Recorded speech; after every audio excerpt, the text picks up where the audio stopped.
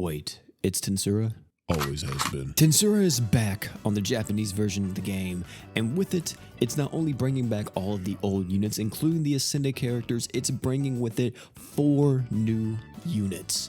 I forgot this girl's name though. We have Shuna, Veldora, and the man Demon Lord Rimuru. I'm really happy with the Veldora here since that means we're getting a dragon character into the game. We could possibly be seeing a dragon meta in the future, boys. For right now though, we only know of 2 units kits, and that is going to be Shuna and Demon Lord Rimuru, which the new Demon Lord Rimuru is kind of insane. Here's all of his stuff on screen, and look at this. This man is a big boy attacker slash archgener. His art's able to stack with Demon Lord Vox's stats up since this one is only raising max HP. He's a type F archgener. His SA is similar to that of Saiger's, boasting up to a 340% super art modifier if you meet the conditions on it. And his leader passive is pretty solid as well. Let me ask you all one thing though. Any of you notice that he has no innate crit chance or defense ignore? Yeah, where are they at? To an extent, I can see why they didn't do it.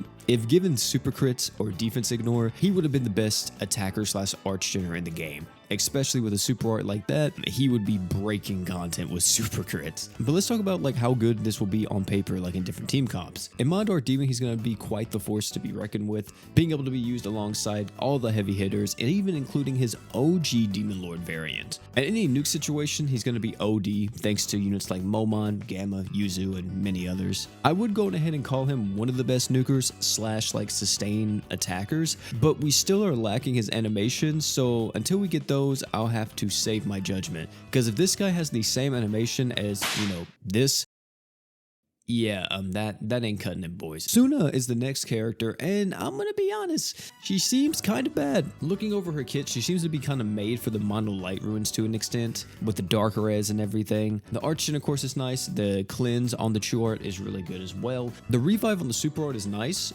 but considering the fact that if a unit dies in a quest, it doesn't count towards the mission clear, is kind of like a little bit counterintuitive. I would have much rather the super art be kind of similar to that of like a blessed necklace, where it gave a token to everyone on your team, and if someone died, it would consume that token. All the other revives would fall off on every other unit, and that unit that consumed the token would just stay up like how they do with Blessed Necklace. But since they didn't do it like that, it makes it kind of bad. Like, this could have been really freaking strong. Overall, this unit just seems very niche and definitely the weaker of the 2. But hold on, we don't just got new units, ladies and gentlemen.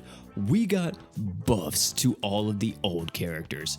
I'll cover the most noteworthy ones here since a few of these just had modifier changes and that was it. So if I don't mention like certain characters, just know they did get buffed. It's just they only, for the most part, just got a damage increase and that was it. And talking about damage increases, let's talk about Malim. She's now got a fat freaking multiplier on that true art, up to 90,000. Not to mention too, her passive got buffed as well to where she now gets 100% damage up. Since Rimuru seeing some pretty sizable buffs as well, being able to get even more of a modifier on that true art and a 200% damage up in total. And the last one here, which is definitely the biggest one, Diablo. I know, crazy, but Diablo got so much with this update. Diablo's passive is now by default at 80% or more HP, you get the Archgen. If you remember, that is what was on his True Weapon. So what was changed with the True Weapon? Well, the True Weapon got changed to now, if you have it on Diablo, it drops that restriction down to 50% or higher and you get the Archgen. That is OD. Considering the only thing that ever held back Diablo was just this passive, and if he didn't have it, it would have made him one of the best like kind of archgenning, sub-attacking type characters. Especially when it came to any dark unit, in my eyes, they just removed the restriction. Keeping Diablo above 50% HP is one of the easiest things you can do. So all Diablo fans out there, rejoice. The boy is back on top. And that's pretty much it when it comes to Tensura as we know of right now. There'll definitely be a lot more at it, and I can't wait to see like what Veldora and the rest of them do. I'm really hoping Veldora is quite strong, and to be honest, I feel like a lot of people are going to say he's just a must summon right out the gate since he is the first Ascended Dragon character. And we already know he's going to be meta whenever we get more Ascended Dragon units later on down the line. But hey, that's going to be it for this one. Tell me down below what you all think about Tensura. Are you guys happy it's back? Are you guys upset that it's back? Would you rather it been a different crossover? Let me know all that type of stuff down below in the comment section. Me personally, I don't really care too much since they are adding new characters. I would really had an issue if it was just the rerun again with no new units. But since they're adding so much new stuff, I'm okay with it personally. But hey, thank you all so much for coming out. It's been your boy Pete, and last but not least, you guys already know, don't forget to drink water.